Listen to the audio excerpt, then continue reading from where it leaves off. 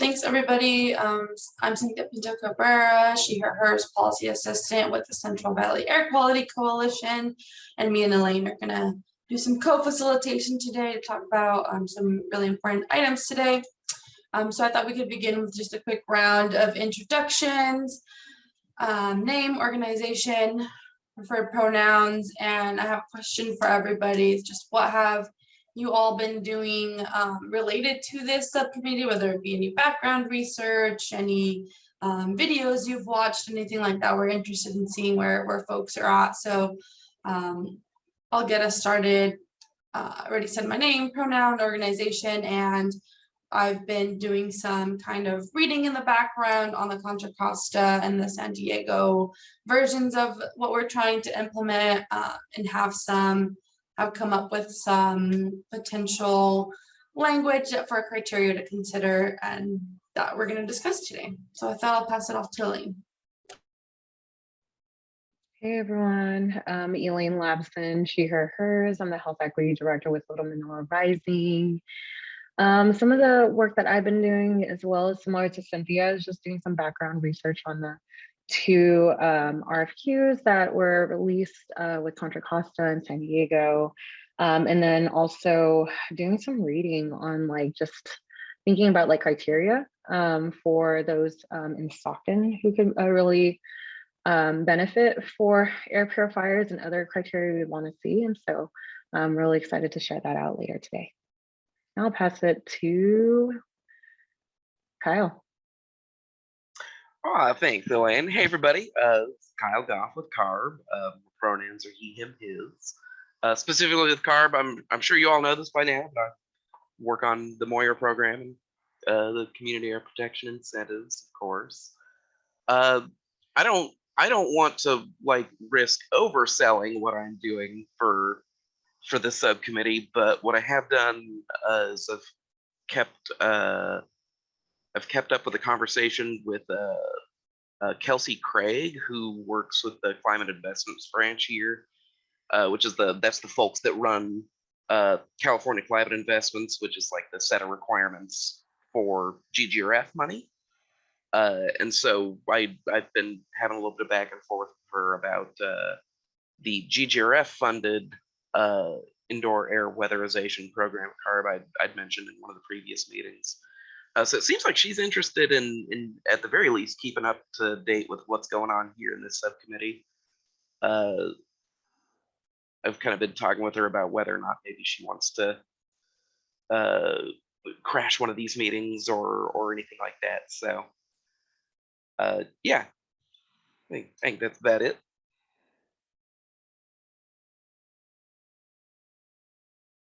Oh, I should popcorn it over to someone. Let's see. Brian, you didn't go yet, did you? Nope, I have not yet. Thanks, Kyle. I'm Brian Dodds, Program Manager in the Grants and Incentives Department, and happy to be here this afternoon. I think I've actually probably missed a couple of recent discussions. So for me, I wanted to pop in today and just kind of hear where everybody's thoughts are and kind of maybe get a little bit more up to speed on kind of what the community and the committee might be thinking on this particular measure as we look to kind of craft project plans and think about implementation. So kind of looking forward to hearing the discussion today. And I'll send it over to my colleague, Janine. Thanks, Brian. Janine Tackett, Supervisor in the Grants Department under Brian. I guess what I've been working on in relation to this is launching the district's Clean Air Center pilot program under AB 836 with CARB, as well as working with some of our other 617 communities on school air filtration measures, which is very similar to this. Both of those two programs kind of running parallel to this committee's work here, and hopefully I can share some of the things we've learned and some of the experiences we've had through those similar programs. And I'll hand it off to Scott. Hi everybody, Scott Wall with the California Air Resources Board, the Office of Community Air Protection. Pronouns are he, him, his. And as far as what I've been doing really a little bit more globally, I think, to this type of measure is nothing, I wouldn't say anything specific to Stockton because Kyle is our lead on this subcommittee, so I'm deferring to him. But just an interesting thing that came up, I guess Fresno is actually beginning to look at kind of what other committees are doing statewide as it relates to the home air filtration measure. And so we've been kind of doing a little bit of an internal project in the community air protection program to, I guess, centralize and take a look at what all communities have these types of measures. So I guess more of a statewide view of that. But with that, I will turn it over to Margot. Hi, everybody. I'm a little less global and looking at purchasing something for my house and have been looking at issues. The EPA report that's on the AB 617 website, I've not gotten through it, but it has a lot of information that is very applicable. So I'm eager to hear what this committee continues to focus in on. Has everyone gone, I think? Nope, I might be the last one. Oh, Stephanie, sorry. No worries. Hi, everyone. I'm Stephanie. I'm an air quality, she, her, hers pronouns, and I'm an air quality specialist in the Community Strategies and Resources Department, which kind of oversees the implementation of AB 617.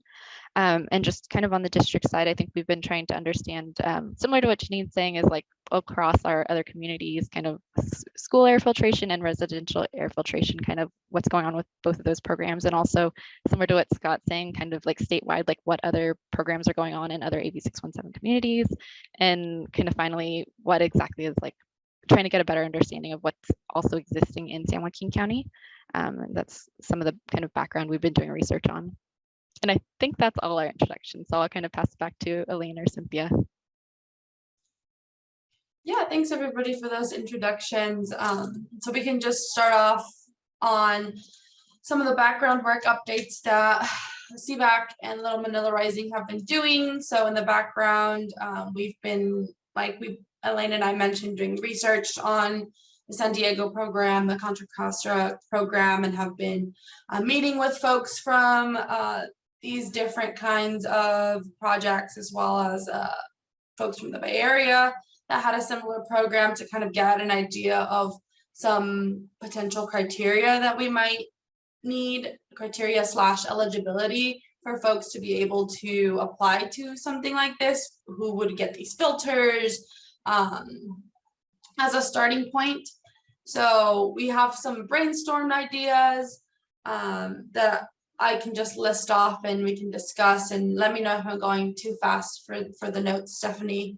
But the first criteria that we came up with, and this has also been tied to some things that I have heard from the past 2 subcommittee meetings that we've had, as well as some CSC meetings where we've been giving out report outs. So this is a little bit of what I gathered from this. So first off, we have that it has to be within the AB 617 boundary. I think that's given. I think that folks are very interested in that. Most in need, I think we still need to define, this committee needs to define what most in need means, but that's language that I've seen throughout various programs. People that are near known sources of pollution, and this one comes from the San Diego program that the Valley Air District pointed at us to, for example, like near the port, near the railroads. I think that's really important, especially in the Valley, where we've had some concentrated sources of pollution, like the port and some rail yards in Stockton. Something to consider is stipends to offset costs. The San Diego program, with their budget, was able to distribute 525 filters and air monitors, and gave folks a $125 stipend to offset some of the filter costs. Another consideration for eligibility / criteria we should consider is lack of access to asthma management and trigger reduction opportunities, folks who don't have health care, if there's language barriers, financial barriers. That's something that popped up throughout the various programs as well. Homes that are cooled by swamp coolers and or use wood burning devices in the wintertime. I think that plays a really important part towards the kind of weatherization aspect that we're trying to think about the subcommittee.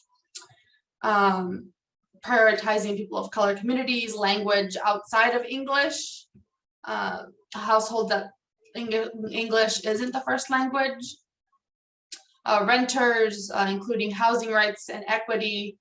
That's really important in a lot of decarbonization conversations that have been happening, not only in the Valley, but like throughout the state. That's a common thing that renters are very interested in knowing what they can do to help improve their indoor air quality. Medi-Cal beneficiaries, that's something that's been kind of staple throughout all of the programs that we've been able to see. Folks who have chronic asthma, frequent office visits, and I think we can work with the asthma mitigation program that Little Manila Rising works with and try to get some information from public health department to help hone in on some families, as well as undocumented communities that we're also interested in potentially working with. So that's a little bit of the rundown of what we've come up with, and wanted to run this through this subcommittee and see what do you all think of this list. Is there anything that we're missing? Is there anything that needs to be added before we can put it all together in a nice little document and send to the subcommittee to finalize, and then to be sent off to the steering, the full community steering committee for approval. But before that, I'll pass it off to Elaine to talk about some kind of considerations with this criteria. Yeah, thank you so much, Cynthia. Something to add on before that is just a little bit of the background research as well. I know we're talking about indoor air quality, but also considering weatherization, which is the other component to this SERP measure. Something we were able to get in contact with is Abigail from California Department of Public Health, who's actually doing some work on weatherization, and shared some links with us on some opportunities for low-income weatherization programs, other like LIHEAP, so low-income home energy assistance program, things like that, that could be incorporated into our work. And I'll go ahead and include that into the chat once I'm able to pull up some of those work. But something to also consider when we're talking about the criteria is the movement that's going around statewide around asthma remediation. And so Health Plan of San Joaquin is going to be adopting asthma remediation services, which also offer indoor air quality trigger assessments, education, things like that this upcoming July. And I think this is a really great opportunity to also tag on to as we're thinking about improving indoor air quality and what that means for public health and the communities who are most impacted into this consideration. Are there organizations who are also working on this locally and on the ground, which is Little Manila ourselves, Upsara down in East Side, and then also with El Concilio, who's doing this work funded through the Sierra Health Foundation. And so how do we build upon that? That's very similar to the Contra Costa Healthy Homes Project, where the Bay Area District has been implementing this with their asthma remediation services, working with RAMP and making that possible. And so thinking about what that criteria, but also what are some existing work plans and work that is going on the ground when it comes to not just giving out air purifiers, but really thinking about the public health of our community.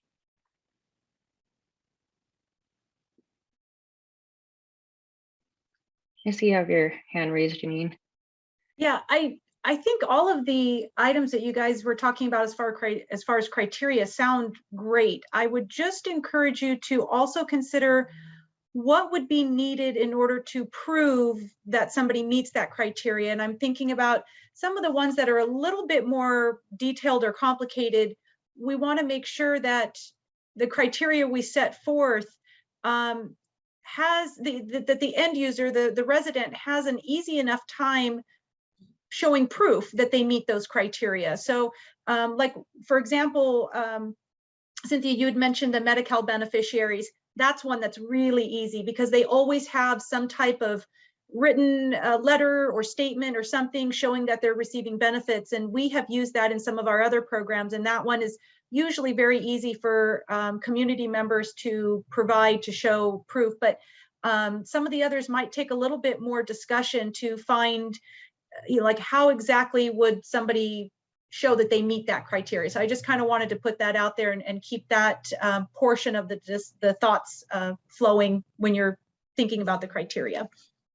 Yeah, that's definitely something that we're considering, and why we wanted to run this kind of initial list with you all first to get everybody's input to see, and then from there be like a next step of trying to figure out how we could prove a lot of these things. So that's definitely a next step for us, and this is just an initial run at it. But I know, Margo, you have your hand up. Go ahead. Yeah, so Cynthia, that was a really thorough list and well put together. I need to see it all in hand, and I'm assuming you're going to look and then choose certain aspects that you're going to use, maybe all of them, but probably choose. And it sounds like there might even be some self-reporting. So Janine's comment about verifying is interesting, but Elaine, I wanted to ask a little bit more about the Health Plan of San Joaquin approach. And when they would look at only their constituents, right? Only their clients, but we could tag along with that. Is that what you were saying to some degree? Yeah, so they are working with Medi-Cal beneficiaries, which is one of the criteria that that Cynthia and I were discussing. But these are folks who are also like most with asthma, or like who are most impacted by asthma. And so having that health criteria, but also that existing working with a health agency and seeing that larger impact would be able to build upon that. And additionally, I believe you could get up to 7,500 in asthma remediation services for those who are Medi-Cal beneficiaries, and they're able to create a strat list within the boundary of AB 617 for us to be able to work with the community. So what do you mean that you could get 7,500? What does that refer to? Yeah, so the state has a community benefits program known as community benefits, formerly known as CalAIM, where they can use up to 7,500 on asthma remediation services. So carpet removal, I believe some of weatherization can qualify under that, air purifiers and other needed remediation services to make sure that the indoor air quality triggers are mitigated. So are you saying that would be in lieu of providing them an air purifier?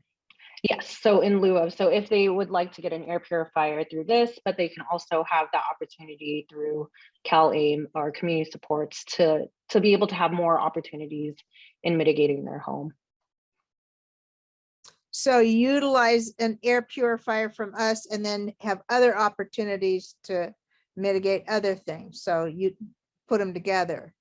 Yes. Okay, thank you.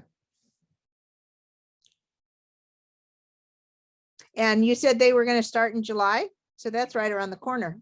That is around the corner. We're still in conversations. We're not too entirely sure if they are planning on doing it themselves or if they're going to be contracting organizations who are doing community health worker or who are working with community health workers to do the home one-on-one visits. Thank you. Thank you.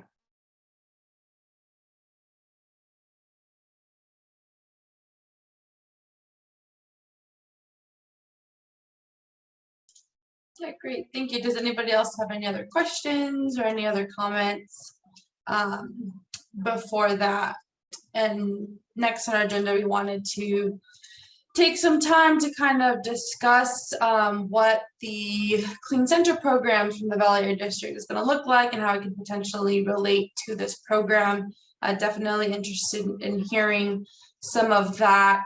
But before we move to that, we will take this kind of feedback and update the criteria, and we can put it in a nice little document and send out to you all for any final revisions or additions. And we can also take some time to look into thinking about what that proof or that proof is needed and how we can do that, and we can circle back at the next subcommittee meeting and finalize that to then present to the full steering committee, if that timing sounds right for the Valley Air District. Perfect. I'm seeing nods. Great. So I think I'm passing it to Janine to talk about the Clean Centers programs you all are running. Yeah. So I don't know quite how much time we have. I think I'll just give you guys a kind of an overview summary, and then I'll drop some links into the chat where you can access a video of a presentation we did for the workshop, as well as the PowerPoint presentation if you wanted to follow up with additional information after this meeting.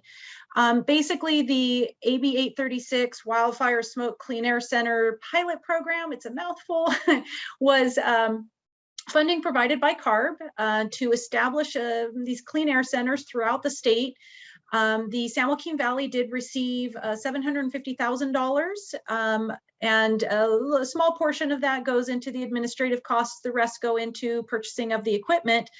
And we are focusing in the Valley here on portable filters to be deployed at a variety of different types of locations to create clean air centers where people can seek some refuge and some time in a cleaner environment during extreme smoke events. So wildfires and other types of extreme air events.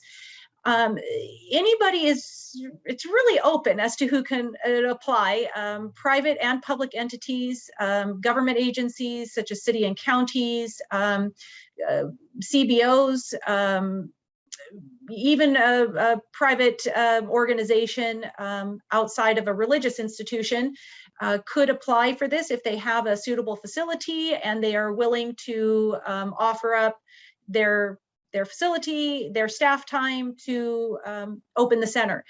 We have done a lot of work with the other air districts in the state to kind of make sure everybody's on the same page so that we have some uniformity across the state.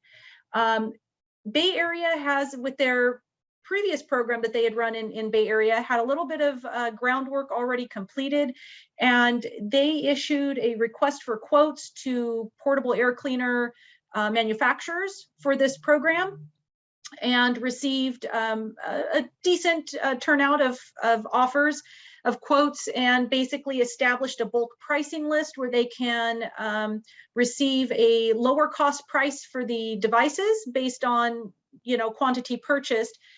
Those manufacturers, once they found out it wasn't just Bay Area, that it was the whole state, they offered that same pricing to any other air district that wanted to utilize that list. And so we definitely took advantage of that. So we're going to be able to, along with South Coast and Capcoa, who's handling all of the small air districts, utilize that special pricing list by these manufacturers. And it covers the smaller devices that you would typically find in a home, all the way up to commercial level devices that are much larger for, a much larger commercial style building. This allows us to offer an option to applicants where they don't have to come out of pocket to purchase the equipment. They literally just let us know, hey, here's your list. This is the one I want from your list.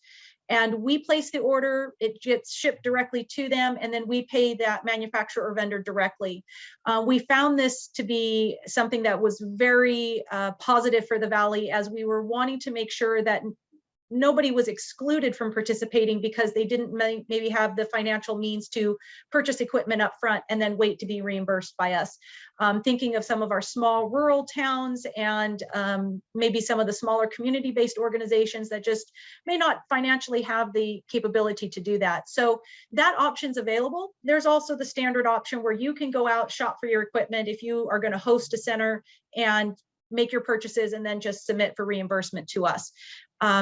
There's no limit as to how many you can get. It's just based on availability of funds, and the program does cover 100% of the cost of the filter. The obligation is that during times of extreme smoke events that you would open your center, make it available to the public, for the designated amount of time that you've identified in your program plan. So again, very open. The ultimate goal of the program is to get information, to find out what works, what doesn't work, how well it's received by the public feedback on what they would like to see, or things, so that the air districts along with CARB can help to better develop this program into something that can be an ongoing, full-fledged program rather than just a pilot. So we are really focused on data collection. So the program is very open. There's not a lot of tight, eligibility requirements and stuff. We really want to make sure that we get as much data back to the state as possible to help develop this concept out. So that bulk pricing list is probably one of the biggest highlights I'd like to focus on for our AB 617 communities, because it really does establish a pathway to make the purchasing efficient. Getting better prices on the devices means we can do more devices, more homes. So definitely was a great thing that we were able to jump on with Bay Area and their efforts there. So yeah, and I will, like I said, before the end of the meeting, I'll make sure to get those links to our webpage there so that you can see the full presentation if you wanted to get more information, or the program guidelines. Hey, this is Margot. Janine, I have one quick question. How is the word going out to the public? So once these places are established and created, is it the entity's responsibility to let their neighbors know that, or the people in their area know that they are going to be an open site, or is the air district taking that on and trying to reach out to people, or who's doing that? Yeah, so that is something that we definitely will probably develop as time goes on, but we're going to initially start with the air alerts that we already issue to the public during times of extreme pollution events. So we already have a system in place through our outreach and communication department to notify the public, notify the media when levels are going to be at a amount that is going to be harmful to sensitive groups, and in some cases to everybody. So we're going to use that system that's already in place for public notice and media notice to message that clean air centers will be opening. We will also have on our website a list of centers and contact information so that somebody in the community could take a look, see what might be close to them.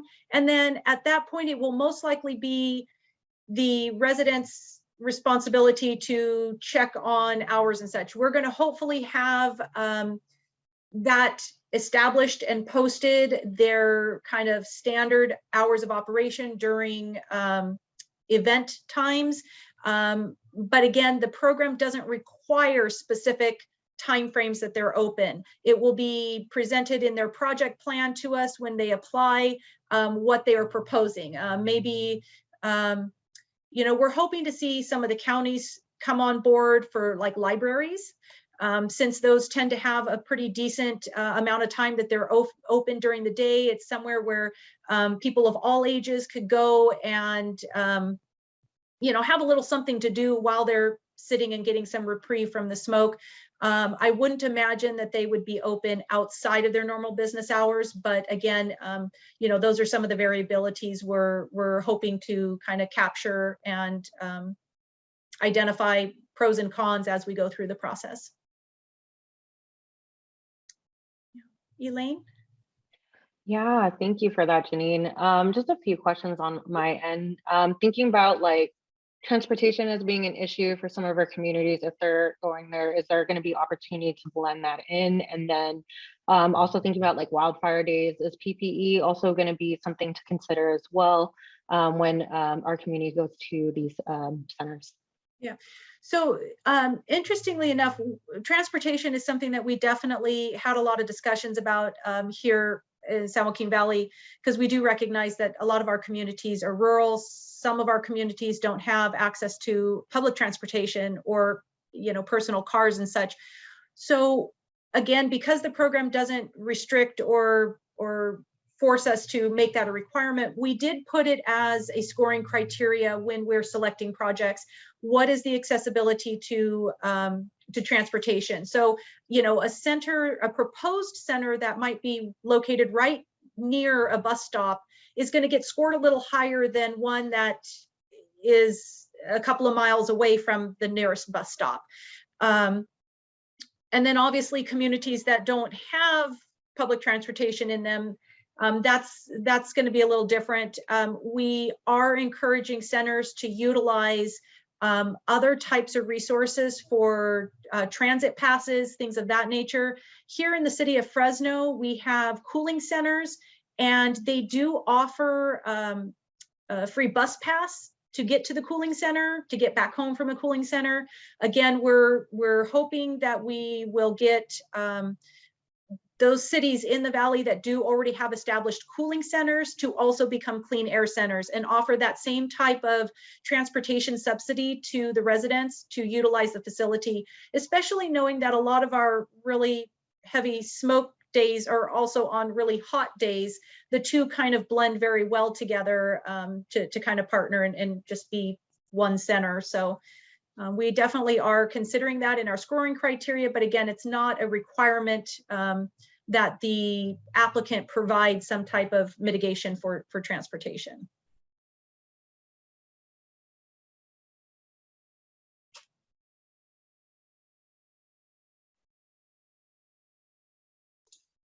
Yeah, thank you. Thank you for that background information. That was really helpful.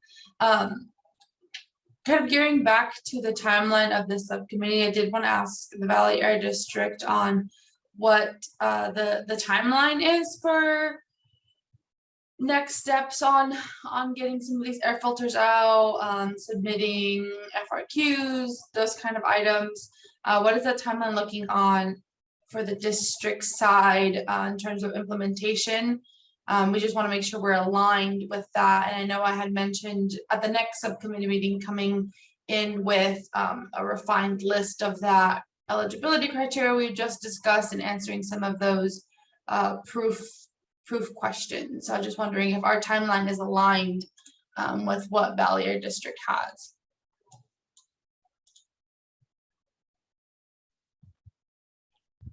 Yeah, and I'll just kind of start this conversation. I think just to put us all in perspective, so I think going back to kind of this general process, we do for this measure, we'll need a project plan that will need to be put together, drafted, kind of in collaboration with the subcommittee, and then that eventually will be need to be submitted to CARB for approval. And once that part is done, that's kind of the next stage of that will be kind of putting out an RFQ, or I don't know if RFQ, RFP, kind of whatever process. So I'm wondering if generally the grants team has any thoughts on potential timeline for getting a draft of the project plan together. So, once we have kind of the framework of what we want this to look like, we will have something to work off of. I don't think it'll take a ton of time to put it together. I mean, we would want to ensure that the subcommittee and the committee has a chance to look at it also, I think with what we've done with the other projects.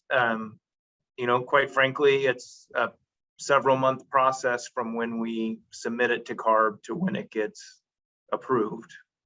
And then there's also sort of, our kind of internal approvals. And if there's an RFP that we're developing, I mean, this is easily a 6-month process, from where we're at right now. And then if additional time is needed to kind of further define what that scope looks like or how we're going to run the program, I mean, that's just kind of, adding time onto that process. So, I mean, I'd say from where we're at right now, we're at, a minimum of probably 6 months, if not longer, before we would really be into any sort of like full-blown implementation of this. And I'll just kind of put out there as well, kind of just based on some of the other measures we have out there, kind of the project plan will be something that our guidelines for the program and kind of how funding will be spent, since this is an incentive measure. Kind of next steps in some of these other things that I'm hearing in this meeting about program eligibility and stuff. Some of that also will be, it's not only the project plan, we'll be discussing this as we move into the next stage of also the RFQ, like whatever entity is kind of implementing this program.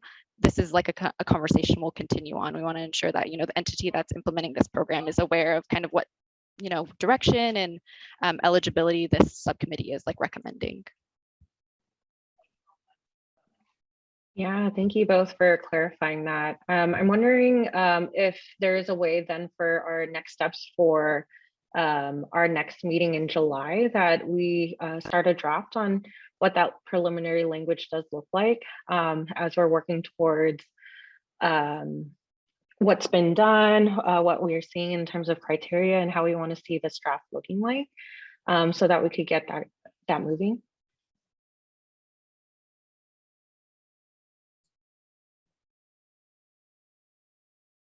You know, one of the things I could probably help do is as the draft is getting worked on, I can be reviewing it sort of with an eye for what CARB's review of the project plan will look like. So like if there are any, you know, potential red flags or anything that looks like it might be missing or could use or something like that, we could sort of front load all of that, all of those challenges and sort of get them resolved earlier instead of later. So that might actually speed the whole review process along from our side of things, CARB, quite a bit, actually. I have a quick question. I know you guys mentioned a RFQ or RFP. Are you referencing like a solicitation for residents to apply to the program or for an organization to operate the program? Because I also heard some of that terminology mentioned.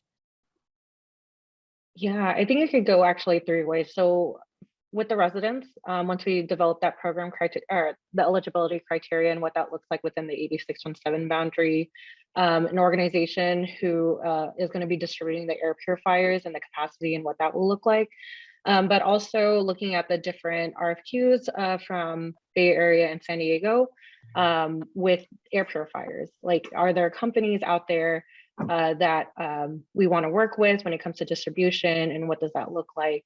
And so I feel like this might be a 3-part draft paper that we're going to be working on. Okay.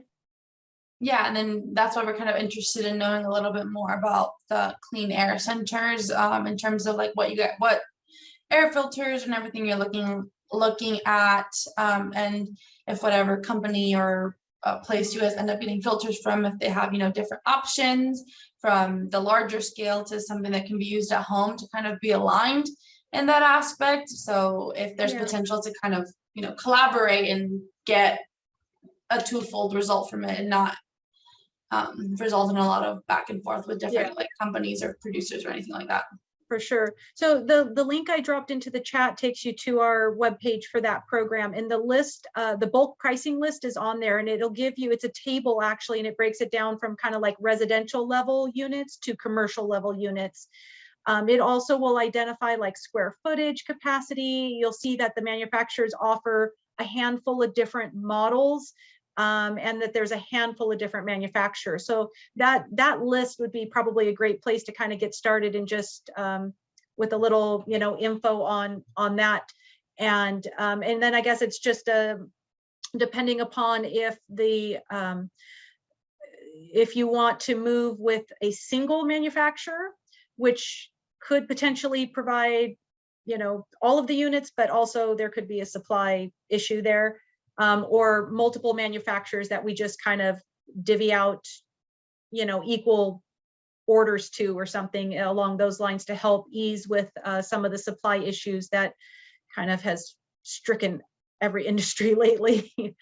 So.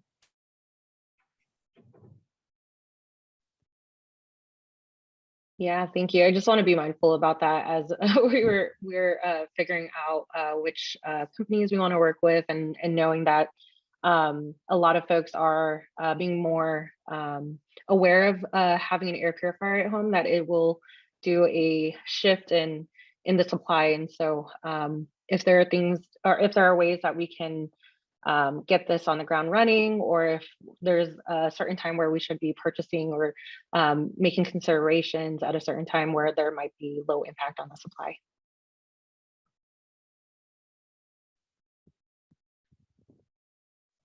Yeah, and one other thing is we do have some great contacts at the companies that are part of our bulk pricing list. So we could definitely help with reaching out to them and just getting some ideas from their particular company's perspective on their supply chain.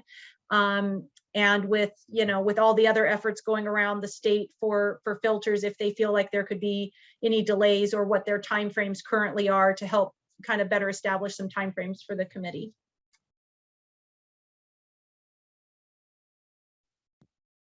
Thanks, Janine. And I'm wondering, I don't want to move away from Clean Air Centers, but I wonder if I can move on to another district, but maybe like a CARB update. Awesome. And I don't know, Scott or Kyle, if you were planning on sharing this. We had Brian Moore from CARB share this with us, but just in kind of our other discussions in other communities about what's going on statewide with indoor air filtration and school air filtration, CARB did kind of help us assess what other communities are doing this, maybe potentially this kind of program. So I did just want to share that down in the South Coast, in East LA, Boyle Heights, and the West Commerce community, they're actually planning on having a meeting to present their draft residential air filtration project plan to the community, kind of for feedback. And so we'll plan to have kind of district staff there to just follow along with the process and see what their participant eligibility and requirements look like as well. And we can report that back at the next subcommittee meeting. And I didn't want to leave, Elaine, what you said earlier, but I don't also want to be mindful that this is a very new measure for our incentives team, and I'm wondering if 2 months out from now, I'm wondering, Janine and Brian, if it's possible, if not the whole draft, to have some potential bullet points or some lines that get us thinking about what this project plan might look like based on some of our conversations. Yeah, and could you share that information for that Yeah. community hearing? Yeah. Definitely interested in potentially listening in. Yes, I'm gonna drop the flyer into I think Zoom will let me. I'll drop the flyer into this, and I can also paste the Zoom information into the chat. That is perfect. I wasn't aware of that. I mean, I was aware that a bunch of other communities, particularly down in the South Coast, are also doing air filtration and weatherization type stuff, but didn't know that there was a big meeting that was going to happen about it. I should probably go to that too. Yeah, and thanks, Stephanie. I know by the next subcommittee meeting, time just goes by too quickly, but I think imagining where we can go with it is just having a document with all of our discussion that we've done in the past few meetings. What does some of the criteria look like? What does an RFQ look like? Things like that, so that we have it all centralized in a paper. So more so just a beginning document draft that we can start working on. When is the next meeting? We are doing bi-monthly meetings here, so it'll be in July, the end of July. Yeah, I think for that meeting, we can work on kind of at least having sort of an outline that maybe we can fill in and start kind of discussing some of those kind of big items that we would need to include there.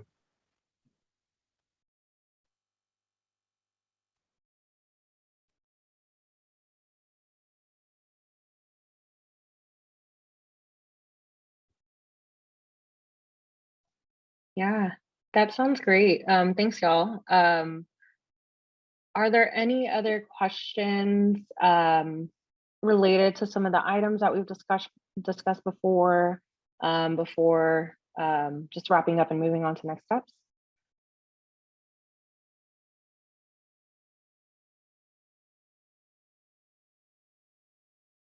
Well, awesome. So by our next July subcommittee meeting, hopefully we could get that draft going, really outline in bullet points some of the big picture items that we want to see as we're gearing up for sending this out and solidifying this within our subcommittee, which will then be presented out to the larger committee. And I believe that's pretty much it from what we are sharing. I know also in previous discussions that we were talking about weatherization. I don't know that that's something that we also want to still do some further research on. I know Jessica has put us in an email thread with San Joaquin County but they haven't replied or anything like that. And so what other opportunities or services that are out there locally that we can also be putting into the criteria when it comes to weatherization. And I will also, Elaine, share an update about Yeah. we had emailed San Joaquin County, emailed again. We heard back from someone who said that they were not interested or not able to participate at this time. They didn't have the time for it. So I just wanted to share that update. It did go out to like a very general email, so I'm not sure if other folks might see it and reply. But that's kind of just a general update of where we're at with that email. Okay, thank you for that. And then I'm wondering then if there's like a statewide effort or like federal efforts on weatherization that we can potentially share out then. That is exactly where we're headed next. I think that program sits underneath like a statewide program. And so I think that's our next like door that we're going to knock on. Okay, perfect. Thank you for that update. Sorry, this is Scott. Stephanie, if you want to reach out to me, I can see if we can connect you out to the right agency through our climate investments group. Kyle and I can work together to figure out, I don't recall at this point, Kyle, help me out here, but was Kelsey the weatherization or was she filtration? She is the weatherization person. Okay.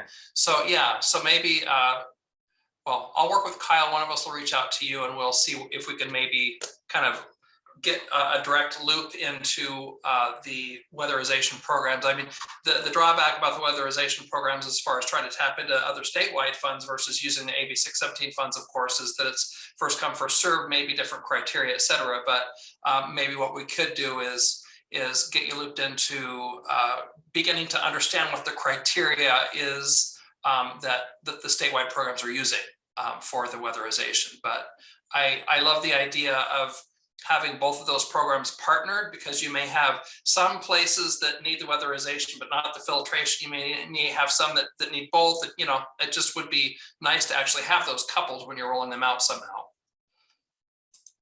Actually, on that note of partnering, one of the reasons Kelsey is interested in learning more about this subcommittee and what we have going on here is she mentioned that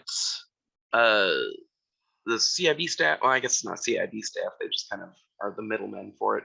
But whoever is implementing the GGRF funded program for it, they're going to be updating their quantification methodology for the benefits sometime either later this year or maybe it was early next year. I don't remember off the top of my head, but that might be a good opportunity to sort of see what they're doing with quantification, and if not align, at least maybe take a page out of their book and sort of not have to reinvent the wheel if we don't have to.